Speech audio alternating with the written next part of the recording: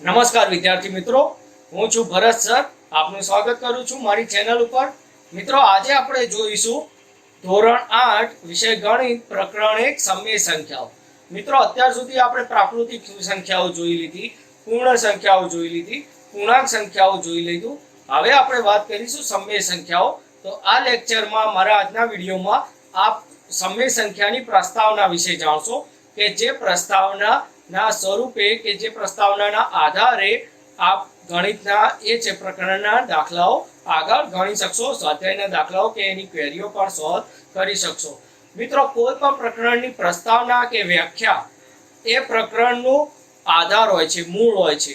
મિત્રો, જે રીતે મકાનમાં પાયો જરૂરી હોય છે એ જ પ્રમાણે ગણિતમાં પણ સીધા આપણે સ્વાધ્યાય કે દાખલા ઉપર પહોંચતા નથી, પરંતુ એના પ્રસ્તાવના તૈયાર કરીએ છીએ અને એ પ્રસ્તાવનાને આધાર રાખીને એના ઉપર આપણે સ્વાધ્યાયના દાખલાઓ ગણી શકીએ છીએ. તો મિત્રો, આજનો આ વિડીયો આપણો રહે છે સમય સંખ્યાઓ વિશે, કે જેની પ્રસ્તાવના એના વિશે વિસ્તૃત સમજૂતી આપીશ.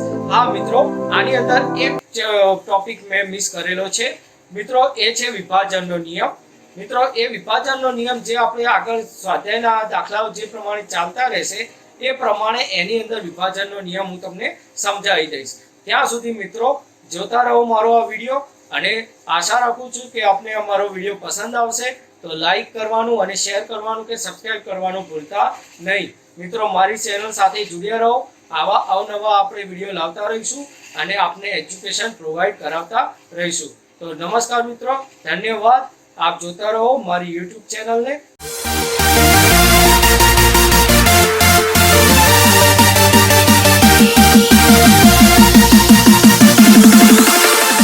નમસ્કાર મિત્રો, સ્વાગત છે આપનું મારી આ YouTube ચેનલ ઉપર.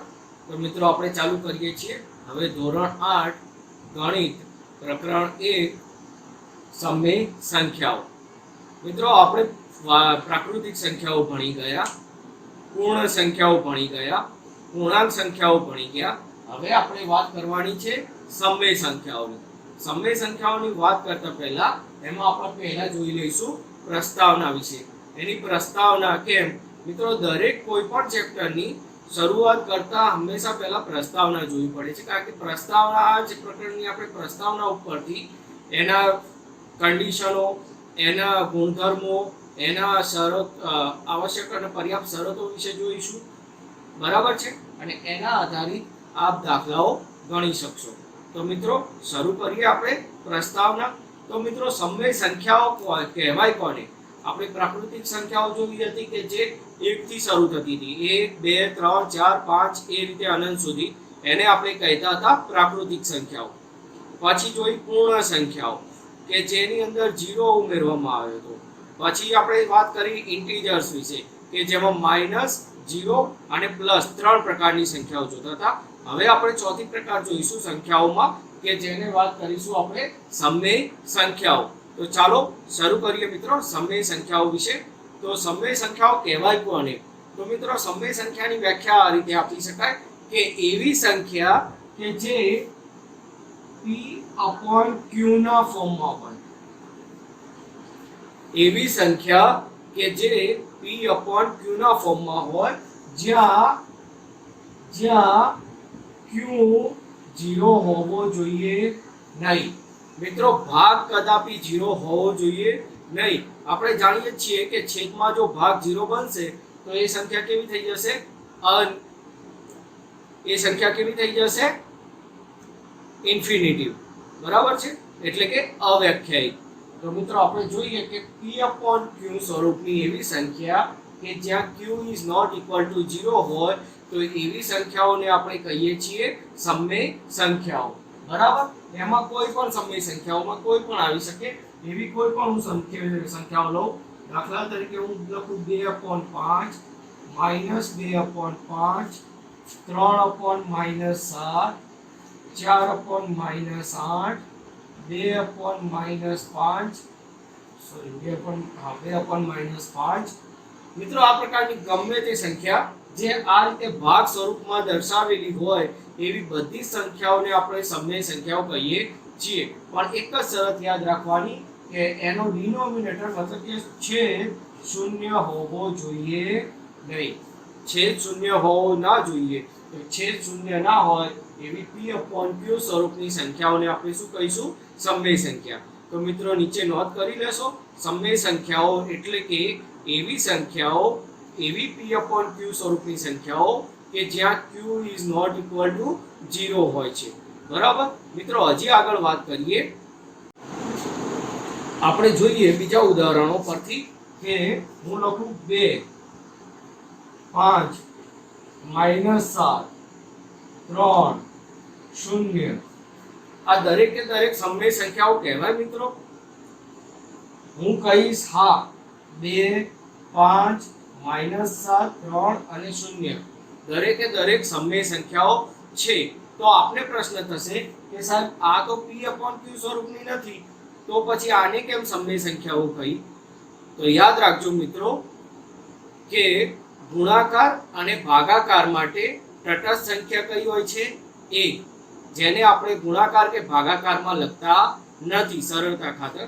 એટલા માટે યાદ રાખજો કે આ 2 લખવું એનો મતલબ થાય છે 2/1. બરાબર, 2 ને આપણે 2/1 સ્વરૂપે લખી શકીએ. 5 ને આપણે 5/1 સ્વરૂપે લખી શકીએ.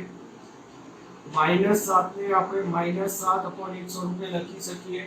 બરાબર છે. તો આ દરેકે દરેક સમમેય સંખ્યાઓ છે.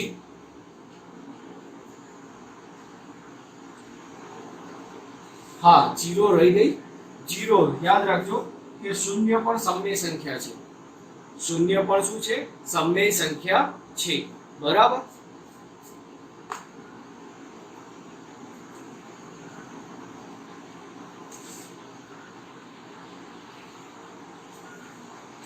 તો મિત્રો આપ સમમેય સંખ્યાઓ વિશે જાણી ગયા કે એવી સંખ્યાઓ p/q સ્વરૂપની કે જેમાં છેદ 0 હોવો જોઈએ નહીં. તો આવી તમામે તમામ સંખ્યાઓને આપણે શું કહીએ છીએ?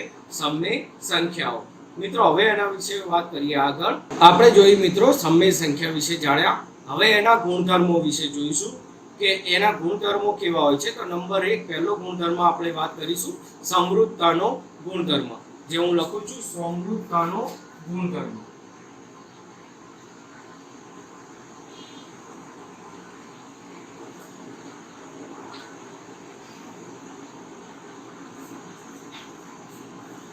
હવે મિત્રો સમૃદ્ધતાનો ગુણધર્મ કોને કહે છે? કે સમૃદ્ધતાનો ગુણધર્મ એક એવો ગુણધર્મ છે કે જેની અંદર આપણે ગણિતમાં 4 ક્રિયાઓ કરીએ છીએ: સરવાળો, બાદબાકી, ગુણાકાર અને ભાગાકાર. એ 4 ક્રિયાઓમાંથી જે પણ ક્રિયા સમમેય સંખ્યાઓ માટે આ નિયમનું પાલન કરતી હશે તો આપણે કહી શકશું કે સમમેય સંખ્યા એ ક્રિયા માટે સમૃદ્ધતા ધરાવે છે. તો મિત્રો અહીં જોઈએ કે સૌથી પહેલા આપણે 4 ક્રિયાઓ વાત કરીશું: સરવાળો, બાદબાકી, ગુણાકાર અને ભાગાકાર. તો પહેલા આપણે વાત કરીએ સરવાળાની ક્રિયા માટે. મિત્રો હવે આપણે શું કરીશું કે કોઈ પણ બે સમમેય સંખ્યાઓ લઈશું, એનો સરવાળો કરીશું અને જો સામે જવાબ આપણને સમમેય સંખ્યા મળશે તો આપણે કહી શકીએ કે સમમેય સંખ્યા એ સમૃદ્ધતાના ગુણધર્મ માટે સમમેય સંખ્યા એ સમૃદ્ધતાનો ગુણધર્મ ધરાવે છે. ચાલો જોઈએ. કોઈ પણ બે સંખ્યા લઈ લઉં હું 2/5 પ્લસ 3/5. બરાબર, મેં લીધી 2/5 પ્લસ 3/5. ચલો આ બે સંખ્યાઓનો સરવાળો કરું. છેદ થશે 5, ઉપર થશે 2 પ્લસ 3, 2 વત્તા 3. ચલો ઉપર શું થશે? 2 વત્તા 3 5, નીચે 5. તો શું મળ્યું જુઓ? 2/5 કેવી હતી? સમમેય. 3/5 પણ કેવી હતી? સમમેય. એનો મતલબ બે સમમેય સંખ્યાઓ આપણે લીધી અને એના ઉપર ક્રિયા શું કરી? આપણે સરવાળાની. બે સમમેય સંખ્યાઓ લીધી, એના ઉપર ક્રિયા શું કરી? આપણે સરવાળાની ક્રિયા કરી. તો સામે આપણને જવાબ પણ શું મળ્યો? સમમેય સંખ્યા. શું મળ્યો? સમમેય સંખ્યા. બરાબર. તો બે સમમેય સંખ્યાઓનો સરવાળો કરતા સામે આપણને જવાબ શું મળે છે? સમમેય સંખ્યા. તો આપણે કહી શકીએ કે સમમેય સંખ્યા સરવાળાની ક્રિયા પર સમૃદ્ધતા ધરાવે છે. ઠીક છે મિત્રો, નોંધી લેશો. તો તો મિત્રો સરવાળા પછી આપણે વાત કરીએ બાદબાકીમાં. આપણે જોઈએ કે બે સમય સંખ્યાઓની બાદબાકી કરતા જો સામે સમય સંખ્યા મળે છે કે નથી મળતી જવાબમાં, તો એક નજર માર દઈએ બાદબાકી પર. તો બાદબાકીની ક્રિયા લઈએ આપણે, બરાબર છે. બાદબાકીની ક્રિયા માટે આપણે જોઈ લઈએ. ચલો કોઈ પણ બે સમય સંખ્યાઓ હું લઈ લઉં, બરાબર. તો હું લઉં છું 4/7 અને 2/7. ચલો આ બંનેની હું બાદબાકી કરું છું. 4/7 અને 2/7 ની હું બાદબાકી કરું છું. તો મિત્રો જવાબ આવે છે નીચે 7, ઉપર થશે 4 - 2, બરાબર કેટલા થશે 2/7. તો અહીં પણ જોઈ શકો છો મિત્રો કે આપણે 4/7 અને 2/7 બંને કેવી લીધી? સમય સંખ્યાઓ, બરાબર. એની અંદર આપણે શું કરીએ? બાદબાકીની ક્રિયા કરીએ. તો જવાબ સામે શું મળ્યો આપણને? સમય, બરાબર. એટલા માટે કોઈ પણ બે સમય સંખ્યાઓની બાદબાકી કરતા સામે જવાબ આપણને કેવો મળે છે? સમય સંખ્યા. માટે આપણે કહી શકીએ કે સમય સંખ્યા એ બાદબાકીની ક્રિયા માટે સમૃદ્ધતા ધરાવે છે. સમય સંખ્યા એ બાદબાકીની ક્રિયા માટે સમૃદ્ધતા ધરાવે છે. હવે આગળ જોઈએ આપણે ગુણાકારની ક્રિયા માટે કેવું રહે છે.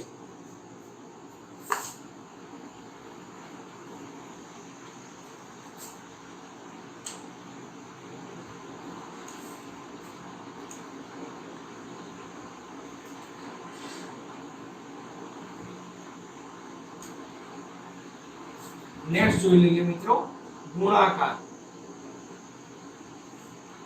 હા, ગુણાકારની ક્રિયા માટે પણ આપણે જોઈશું કે બે સમય સંખ્યાઓ લઈએ, એનો ગુણાકાર કરીએ.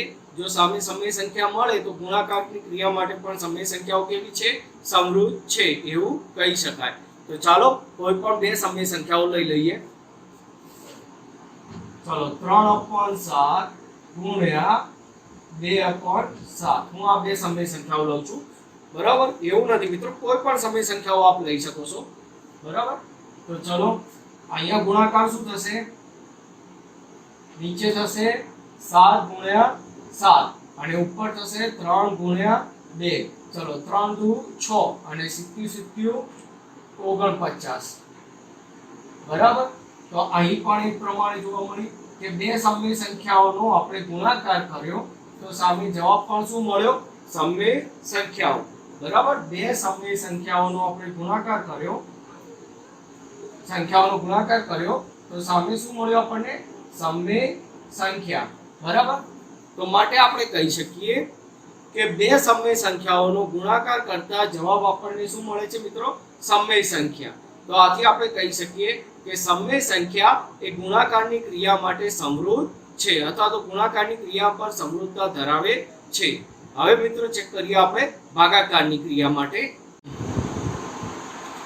મિત્રો આપણે સરવાળા, બાદબાકી, ગુણાકાર વિશે જોયું. હવે આપણે જોઈએ ભાગાકારની ક્રિયા માટે કે ભાગાકારની ક્રિયા માટે સમય સંખ્યા સમૃદ્ધતા ધરાવે છે કે નહીં તે આપણે જોઈ લઈએ. તો ચાલો શરૂ કરીએ કે ભાગાકારની ક્રિયા.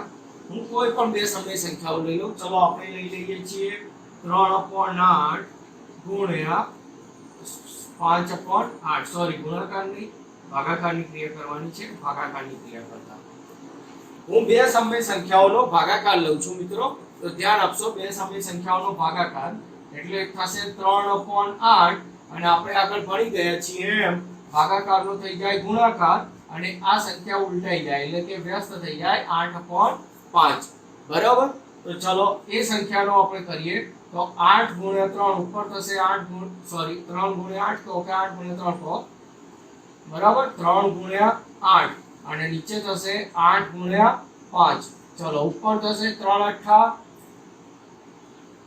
24 અને નીચે 8 × 5 40, બરાબર.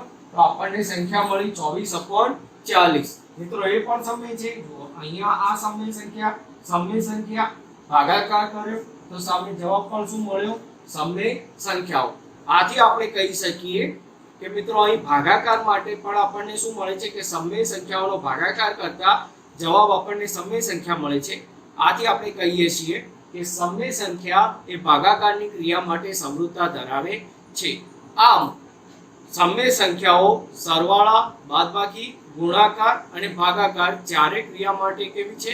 સમૃદ્ધતા ધરાવે છે. મિત્રો નોંધી લેશો. તો મિત્રો હવે જોઈએ આપણે ક્રમનો નિયમ વિશે વાત કરીએ. ક્રમનો નિયમ કોને કહીશું? ક્રમનો નિયમ કે કોઈ પણ સમય સંખ્યાને ક્રમ આડાઅવળી કરવાથી તેની ક્રિયા ઉપર જો ફરક પડતો ના હોય, જવાબમાં કોઈ ફરક પડતો ના હોય, તો એ સંખ્યા એ ક્રિયા માટે ક્રમનો નિયમ ધરાવે છે એમ કહી શકાય. તો આપણે એ પ્રમાણે પહેલા વાત કરીશું સરવાળા માટે. તો ચાલો જોઈ લઈએ સરવાળો. તો સરવાળા માટે હું વાત કરું, ચલો હું લઉં છું 2/5 વત્તા 3/5. ચલો મેં આ એક સંખ્યા લીધી, બરાબર. આ સંખ્યાનું સાદુરૂપ શું થાય મિત્રો? આપણે જોઈ ગયા છીએ કે 5 છેદ એમને એમ રહેશે અને ઉપર થશે 2 વત્તા 3. 2 વત્તા 3 એટલે કેટલા થાય? 5. એટલે જવાબ કેટલો આવ્યો આપણો? 5/5. એ જ પ્રમાણે હવે હું શું કરું છું? આ બે સંખ્યાઓના ક્રમ ઉલટફેર કરી નાખું છું. મિત્રો ધ્યાન આપજો કે આ બે સંખ્યાઓના ક્રમ ઉલટફેર કરતા ચલો કરીએ આપણે. તો હું પહેલા લખું 3/5 વત્તા 2/5.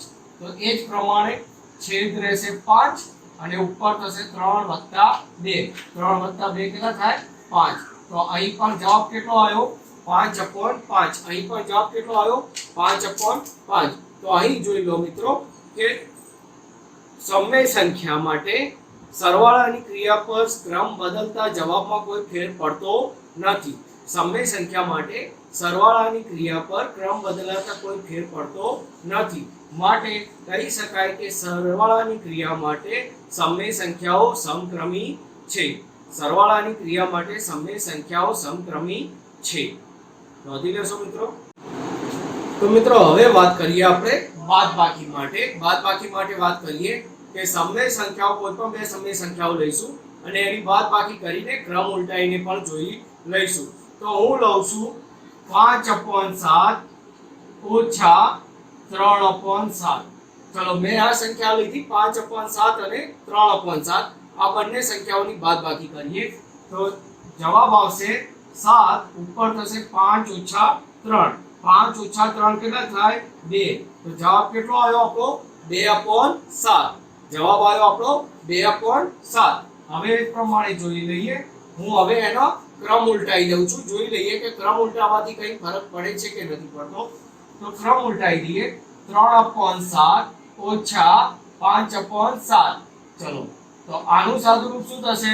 તો એ પ્રમાણે છેદ આવશે 7. ઉપર થશે 3 ઓછા 5. 3 ઓછા 5 કેટલા થાય મિત્રો? -2/7. તો અહીં જવાબ આવ્યો આપણો -2/7.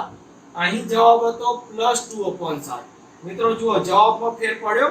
હા, જવાબમાં ફેર પડી જાય છે. બંને જવાબમાં શું ફેર પડે છે મિત્રો? તો બંને જવાબમાં ધ્યાનથી જુઓ તો આ પ્લસ છે અને અહીં માઈનસ છે. માટે આપણે કહી શકીએ કે બાદબાકી માટે જવાબ ક્રમ બદલવાથી જવાબમાં ફેર પડે છે. મિત્રો બાદબાકી માટે ક્રમ બદલવાથી જવાબમાં ફેર પડે છે. આથી આપણે કહી શકીએ કે સમય સંખ્યાઓ બાદબાકી માટે સમક્રમી નથી. સમય સંખ્યાઓ બાદબાકીની ક્રિયા માટે સમક્રમી નથી. આથી આપણે બાદબાકી કરવા માટે એનો ક્રમ ઉલટાવી શકીએ નહીં. ઠીક છે મિત્રો, આપણે ક્રમના નિયમ માટે જોયું, બાદબાકીની ક્રિયા માટે. હવે વાત કરીશું આપણે ગુણાકાર વિશે. કે જોઈ લઈએ કે બે સમય સંખ્યાઓનો ગુણાકાર લઈએ અને બે સમય સંખ્યાઓનો ગુણાકાર કરવાથી જવાબમાં કોઈ ફેર પડે છે કે નથી પડતો જોઈ લઈએ. આપણે કોઈ પણ બે સમય સંખ્યાઓ લઈ લઈએ. હું લઉં છું ગુણાકારની ક્રિયા માટે.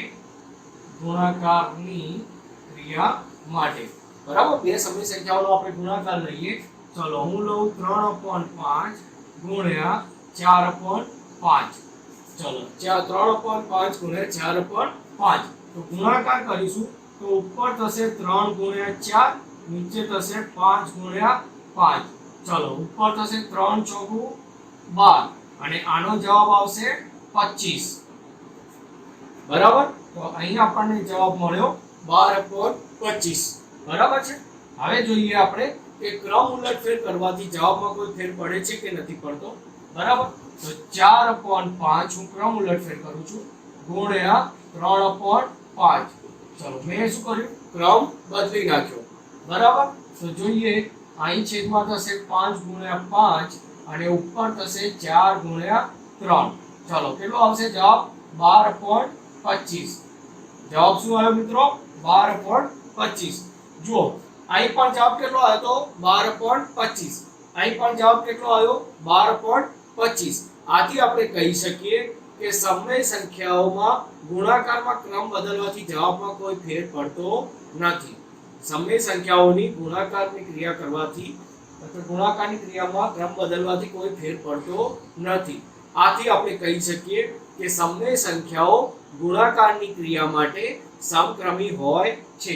સમય સંખ્યાઓ ગુણાકારની ક્રિયા માટે સમક્રમી હોય છે અથવા તો સમક્રમનો ગુણ નિયમ અપનાવે છે એમ પણ કહી શકીએ. એટલે ગુણાકારની ક્રિયાઓ માટે સમય સંખ્યાઓ ક્રમનો નિયમ અપનાવે છે.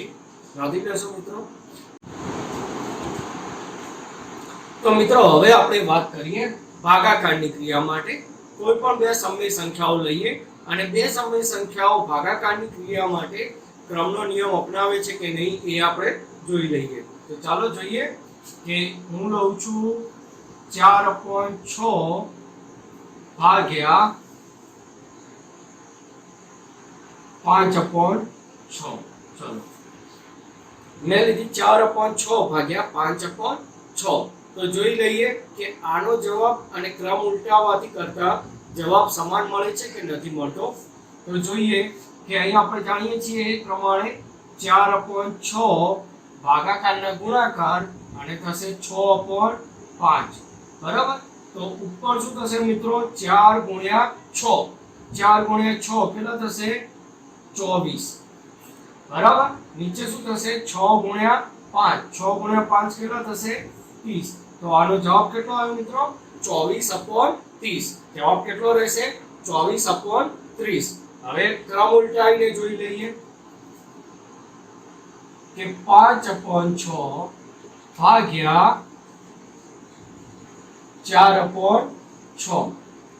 મેં શું કર્યું? પાછળ જે સંખ્યા હતી એને આગળ લઈ લીધી અને આગળની સંખ્યાને પાછળ લઈ લીધી. જોઈ લઈએ. ચાલો તો એ જ પ્રમાણે 5/6 આપણે ભણી જ ગયા છીએ એ પ્રમાણે કે ભાગાકારના શું થશે? ગુણાકાર. તો આ સંખ્યા શું થઈ જશે? વ્યસ્ત થઈ જશે. એટલે 6/4 થઈ જશે.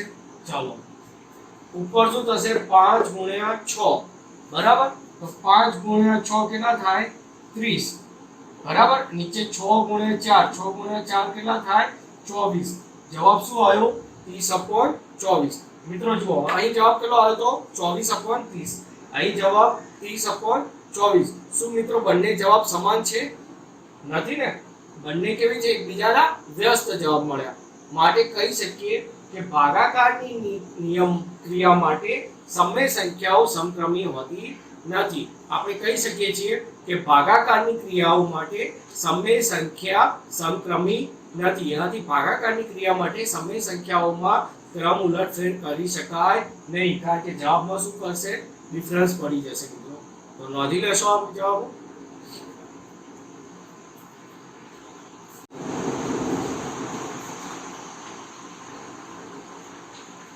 મિત્રો હવે આપણે નેક્સ્ટ નિયમ આવે છે જૂથનો નિયમ. તે સમરૂપતાનો નિયમ જોયો, ક્રમનો નિયમ જોયો. હવે આપણે જોઈશું જૂથના નિયમ વિશે. તો જેને કહીશું જૂથનો નિયમ.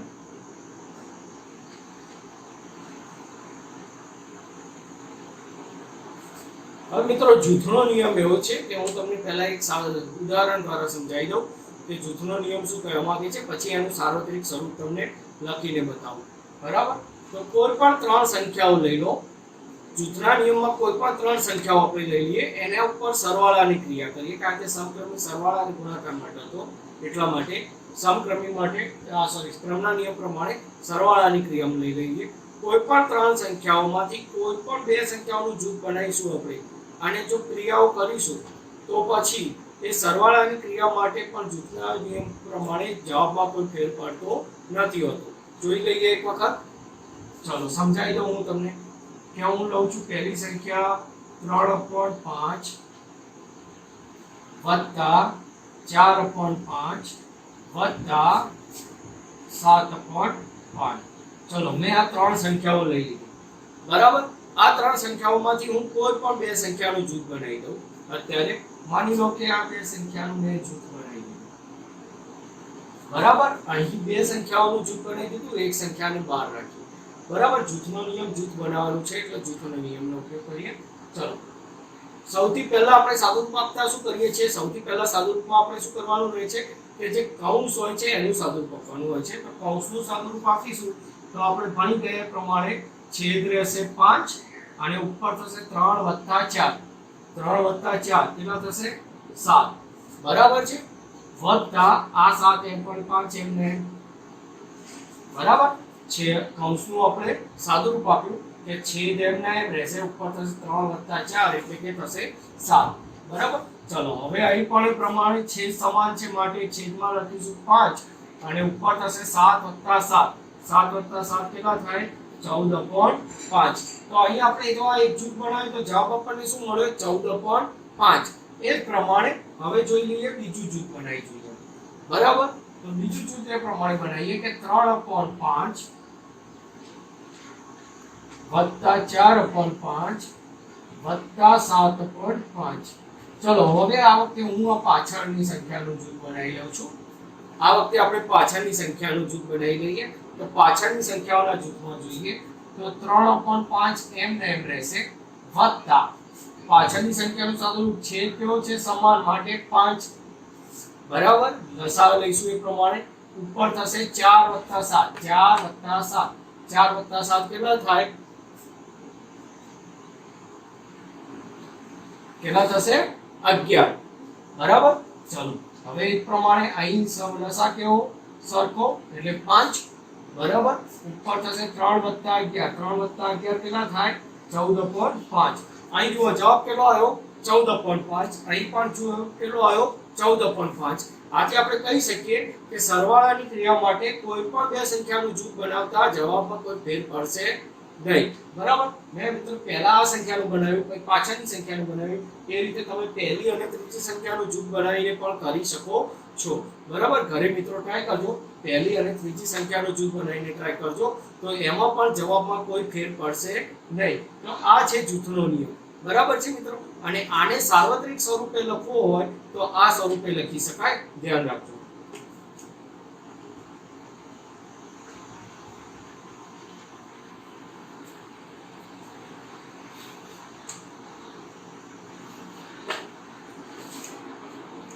કે સાર્વત્રિક સ્વરૂપમાં હું વાત કરતો હોય તો સાર્વત્રિક સ્વરૂપમાં a/b પ્લસ આ કોઈ એક સમય સંખ્યા હોય એનું જૂથ હું બનાવું c/d સાથે પ્લસ e/f સાથે, બરાબર. આ એક પાછળનું જૂથ બનાવ્યું તો એ બરાબર રહેશે હંમેશા a/b ના જૂથ સાથે c/d નું જૂથ પ્લસ e/f પ્લસ e/f. એ જ પ્રમાણે a બરાબર રહેશે a/b ના જૂથ સાથે પ્લસ e/f નું જૂથ લઈ લઈશું તો પણ જવાબમાં કોઈ ફેર પડશે નહીં. તો મિત્રો આ છે જૂથના નિયમનું સાર્વત્રિક સ્વરૂપ. જૂથના નિયમનું સાર્વત્રિક સ્વરૂપ, બરાબર છે મિત્રો. આશા રાખું છું કે આપને જૂથના નિયમ વિશે ખ્યાલ આવી ગયો હશે. જોઈ લો મિત્રો, એક વખત આપની નોંધમાં નોંધી લેશો એને. તો મિત્રો હવે આપણે વાત કરીશું સમય સંખ્યાની વિરોધી સંખ્યા અને સમય સંખ્યાની વ્યસ્ત સંખ્યા વિશે. જોઈએ સૌથી પહેલા આપણે વાત કરીએ સમય સંખ્યાની વિરોધી સંખ્યા.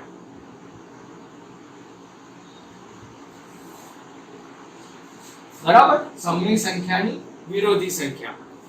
કોઈ પણ સંખ્યાની આપણે વિરોધી સંખ્યાની પહેલા તો વ્યાખ્યા શું થાય મિત્રો એ આપણે સમજવી જોઈએ. આપણે આગળ ભણી ગયા છીએ. કોઈને જો આપને જ્ઞાત હોય તો વિરોધી સંખ્યાની વ્યાખ્યા આપ મને કહેશો? જી મિત્રો, વિરોધી સંખ્યા એટલે કે એવી સંખ્યા કે જે બે સંખ્યાઓનો સરવાળો, ધ્યાન રાખજો મિત્રો, જે બે સંખ્યાઓનો સરવાળો શૂન્ય થતો હોય એ બે સંખ્યાઓને એકબીજાની વિરોધી સંખ્યા કહે છે. જે બે સંખ્યાઓનો સરવાળો, દાખલા તરીકે હું લઉં 2/5 એની સાથે કોઈ સંખ્યા ઉમેરું અને સામે મને જવાબ શું મળવો જોઈએ? શૂન્ય. કોઈ પણ બે સંખ્યાઓનો સરવાળો જો શૂન્ય થતો હોય તો એવી બે સંખ્યાઓને શું કહીએ છીએ? આપણે એકબીજાની વિરોધી સંખ્યા કહે છે. માટે હું 2/5 માં કેટલા ઉમેરું તો મને જવાબ શૂન્ય મળશે મિત્રો? -2/5. બરાબર છે? 2/5 માં હું -2/5 ઉમેરું તો મને જવાબ મળશે શૂન્ય. મિત્રો એક વસ્તુ યાદ રાખજો, ગણિતમાં બાદબાકી જેવું કશું નથી હોતું. આપણે જે કરીએ છીએ માત્ર આપણી સરળતા માટે ચિહ્ન ઉમેરતા નથી. હકીકતમાં ગણિતમાં દરેકે દરેક વખતે ઉમેરો થતો હોય છે, કોઈ બાદ થતું હોતું નથી. બરાબર છે મિત્રો? માની લો કે તમે 5 સ્ટેપ 5 - 3 કરવા છે, એનો મતલબ શું થશે કે આપણે સરળતા ખાતર બોલીએ છીએ કે 5 માંથી 3 બાદ કર્યા. બરાબર? હકીકતમાં આપણે શું કરીએ છીએ? 5 માં -3 ઉમેરીએ છીએ. બરાબર છે? તો એ પ્રમાણે જુઓ, એટલે 2/5 આનું સાદુરૂપ આપું તો પ્લસ -2/5. ચલો આ શું થશે? 2/5 પ્લસ માઇનસ શું થશે? -2/5. જવાબ શું થશે? 0. માટે આ બે સંખ્યાનો સરવાળો શું થયો? શૂન્ય. માટે જે બે સંખ્યાઓનો સરવાળો શૂન્ય થતો હોય એવી બે સંખ્યાઓને એકબીજાની વિરોધી સંખ્યા કહી શકાય. બરાબર છે? માટે આપણે સાર્વત્રિક રીતે વ્યાપ કરીએ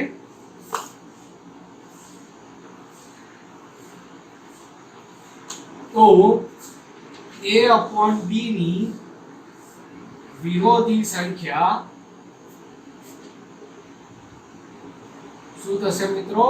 -a/b. બરાબર? a/b ની વિરોધી સંખ્યા શું થશે મિત્રો? -a/b થશે. બરાબર છે? નોંધી લેશો.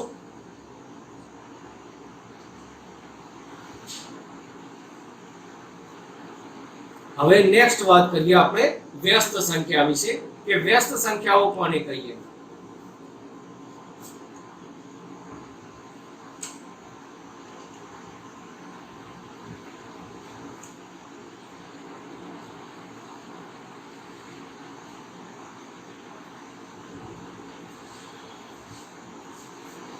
બરાબર છે? સમય સંખ્યાની વ્યસ્ત સંખ્યા.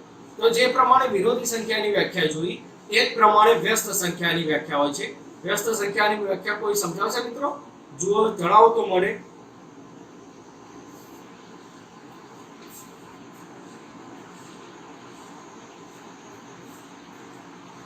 હા, વ્યસ્ત સંખ્યાની વ્યાખ્યા જોઈ લઈએ કે જે બે સંખ્યાનો વિરોધી સંખ્યા માટે આપણે શું લેતા હતા? સરવાળાની ક્રિયા. તો અહીં વ્યસ્ત સંખ્યા માટે આપણે શું લઈએ છીએ?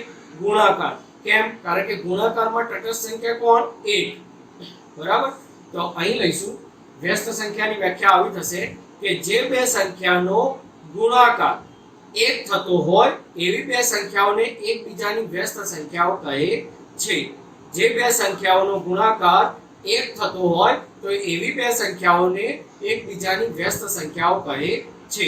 માની લો કે આપણે લઈએ 3/4 ની વ્યસ્ત સંખ્યા મારે શોધવી હોય તો 3/4 ની વ્યસ્ત સંખ્યા એટલે 3/4 ને હું કઈ સંખ્યા વડે ગુણીશ તો મને સામે જવાબ 1 મળશે. બરાબર? જે બે સંખ્યાઓનો ગુણાકાર 1 થાય તો એ બે સંખ્યાઓને એકબીજાની વ્યસ્ત સંખ્યા કહીએ. સાચી વાત છે? 4/3. બરાબર? માટે 4/3 એ 3/4 ની વ્યસ્ત સંખ્યા, તો 3/4 એ 4/3 ની વ્યસ્ત સંખ્યા કહી શકાય. બરાબર છે મિત્રો? તો એનું સાર્વત્રિક સ્વરૂપે લખવું હોય તો આ પ્રમાણે આપણે લખી શકીએ કે a/b ની વ્યસ્ત સંખ્યા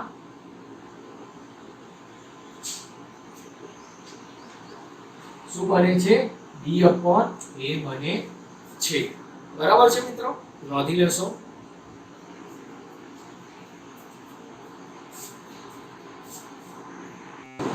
મિત્રો અહીં સમય સંખ્યામાં આપણે વાત કરી, સૌપ્રથમ આપણે વાત કરી હતી સમૃદ્ધતાના નિયમ વિશે, ત્યારબાદ વાત કરી આપણે ક્રમનો નિયમ, ત્યારબાદ વાત કરી આપણે જૂથનો નિયમ, ત્યારબાદ આપણે વાત કરી સમય સંખ્યાના વિરોધી સંખ્યા, સમય સંખ્યાની વ્યસ્ત સંખ્યા. મિત્રો એક વિભાજનનો નિયમ રહી ગયો છે.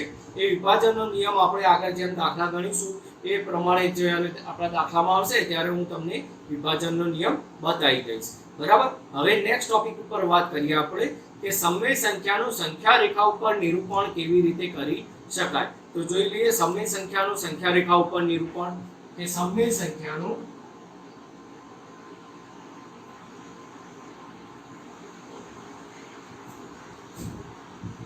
સંખ્યા રેખા પર નિરૂપણ. બરાબર છે મિત્રો. સમય સંખ્યાનું સંખ્યા રેખા ઉપર નિરૂપણ. માની લો કે મારે કોઈ એક સમય સંખ્યા હું લઉં છું 3/5. માની લો કે મેં આ એક સમય સંખ્યા લીધી. બરાબર. આ સમય સંખ્યાને મારે દર્શાવી છે સંખ્યા રેખા પર. તો હું કેવી રીતે દર્શાવીશ? તો ધ્યાન આપો મિત્રો. અહીં પહેલા આપણે શું કરીએ છીએ? સંખ્યા રેખા દોરીએ છીએ. બરાબર. હવે મારે આ સમય સંખ્યા કઈ બે સંખ્યાની વચ્ચે આવેલી હશે એ જોવું પડશે. તો મિત્રો યાદ રાખો, અહીં છેદ શું છે? 5 અને અંશ 3. બરાબર. મિત્રો છેદ છે 5 અને અંશ છે 3. એનો મતલબ એવો થયો કે છેદ એ અંશ કરતા મોટો છે. છેદ એ અંશ કરતા કેવો છે? મોટો છે. જો મિત્રો છેદ એ અંશ કરતા મોટો હોય, છેદ એ અંશ કરતા મોટો હોય તો એ સંખ્યાને જો ધન હોય, એ સંખ્યા ધન હોય, છેદ અંશ કરતા મોટો હોય અને સંખ્યા ધન હોય તો એ સંખ્યા હંમેશા 0 થી 1 ની વચ્ચે આવેલ હશે. છેદ એ અંશ કરતા મોટો હોય અને જો તે સંખ્યા ધન હોય તો એ સંખ્યા હંમેશા ક્યાં આવેલી હશે? 0 થી 1 ની વચ્ચે. તો અહીં 3/5 ક્યાં હશે? 0 થી 1 ની વચ્ચે. તો આપણે અહીં ક્યાંક 0 લઈ લઈએ અને અહીં ક્યાંક આપણે લઈ લઈએ 1. બરાબર. ચલો અહીં આવશે -1. એ પ્રમાણે -2 અનંત સુધી ચાલશે. ત્યાં 1 2 3 અનંત સુધી ચાલશે. પણ આપણે આટલી વસ્તુની જરૂર છે એટલા માટે. હવે મિત્રો ધ્યાન આપો, આપણને ખ્યાલ આવી ગયો કે 3/5 ક્યાં આવેલી છે? 0 થી 1 ની વચ્ચે. બરાબર છે. હવે આપણે જોઈએ કે આ 3/5 ને ક્યાં મૂકીશું? બરાબર. તો જોઈ લઈએ. અહીં છેદમાં કેટલા છે? 5. છેદમાં કેટલા છે મિત્રો? 5. તો 0 થી 1 ની વચ્ચે આપણે 5 ભાગ કરવાના રહેશે. 0 થી 1 ની વચ્ચે આપણે 5 ભાગ કરીશું. ચલો, પહેલો ભાગ, બીજો ભાગ, ત્રીજો ભાગ, ચોથો ભાગ અને પાંચમો સમથિંગ એટલે બરાબર ભાગ કરીએ. એટલે માની લો કે આને આપણે કહી દઈએ 1. હવે આગળ જતા 2 3 અનંત સુધી, અહીંયા પણ અનંત સુધી ચાલીએ. ચલો, પહેલો ભાગ, બીજો ભાગ, ત્રીજો ભાગ, ચોથો ભાગ અને પાંચમો ભાગ. હવે જોઈ લો મિત્રો કે અહીંથી પહેલો ભાગ એ આપણો કહેવાશે 1/5. પહેલો ભાગ કેટલો કહેવાશે? 1/5. બીજો ભાગ શું કહેવાશે? 2/5. બરાબર. ત્રીજો ભાગ શું કહેવાશે? 3/5. ચોથો ભાગને આપણે શું કહીશું? 4/5. અને પાંચમો ભાગ એટલે કે 1 એને કહીએ છીએ આપણે 5/5 એટલે કે 1 થઈ જશે. તો અહીં જોઈ શકીએ છીએ કે આપણો 3/5 ક્યાં આવેલો છે? તો સંખ્યા રેખા પર 3/5 એ અહીં આવેલો છે એમ કહી શકાય. તો આ રીતે મિત્રો આપ કોઈ પણ સંખ્યા સમય સંખ્યાનું સંખ્યા રેખા પર બહુ સરળતાથી નિરૂપણ કરી શકો છો. આગળ જતા એના એક્ઝામ્પલ પણ આપણે જોઈશું. આ લગભગ આ ટોપિક આપણે 6થા ધોરણમાં પણ ભણી ગયા હશો, પણ ત્યાં પ્રાકૃતિક સંખ્યાઓ આવતી હતી. અહીં આપણે વાત કરીએ છીએ સમય સંખ્યાઓ માટે. બરાબર. તો નોંધી લેશો મિત્રો, સમય સંખ્યાનું સંખ્યા રેખા પર નિરૂપણ.